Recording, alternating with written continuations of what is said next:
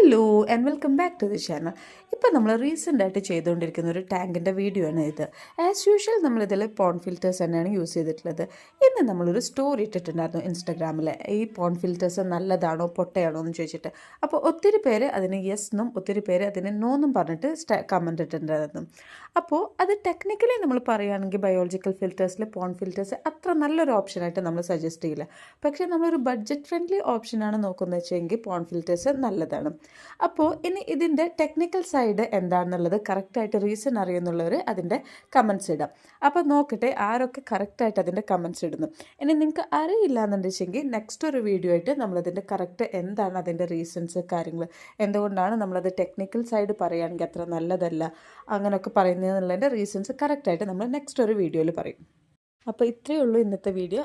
ഇഷ്ടമായെങ്കിൽ ലൈക്ക് ചെയ്യുക, ഷെയർ ചെയ്യുക, കമൻറ്റ് ചെയ്യുക, സബ്സ്ക്രൈബും ചെയ്യുക. താങ്ക്